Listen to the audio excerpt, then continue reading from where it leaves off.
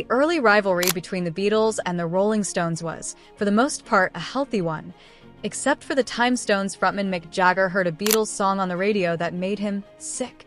The song in question came out in 1962, 1 year before the Stones released their debut single. Over 2 decades later, Jagger introduced the Beatles during their Rock and Roll Hall of Fame induction ceremony. During his speech, he described what it felt like going green around the gills after hearing the Beatles' hit track. Mick Jagger set up his story by painting a scene of early 1960s England. American pop overwhelmingly dominated the UK charts, and skiffle and rock music were still underground. At that point, the Stones were playing in these little clubs in London doing Chuck Berry songs and blues and things. "We were a pretty scruffy lot," Jagger smirked. "We thought that we were totally unique. Animals. I mean, there was no one like us. And then we heard there was a group from Liverpool. They had long hair, scruffy clothes, but they had a record contract. They had a record in the charts with a bluesy harmonica on it called Love Me Do.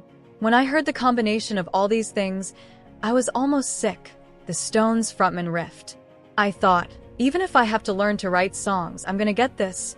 The scruffy lads from Liverpool might have been 4 suit-clad burrs and the Rolling Stones sides, but the bands developed a symbiotic relationship pretty quickly.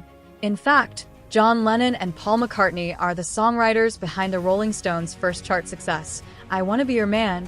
Just like iron sharpens iron, the Beatles and the Rolling Stones helped push one another to greater realms of creativity, success, and influence. In a way, having 2 rock and roll bands coming up in the UK at the exact same time was one of the best things that could have happened for rock music in general. Their typically healthy, at times tense rivalry kept things fresh, exciting, and new. Jagger went on to say that he and his bandmates were entirely aware of the Beatles' unique way of writing and crafting pop music. Later on, their success in America broke down a lot of doors that helped everyone else from England that followed, and I thank them very much for all those things. "We went through some pretty strange times," the Stones singer continued.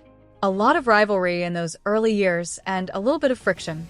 But we always ended up friends, and I like to think we still are, as they were some of the greatest times of our lives."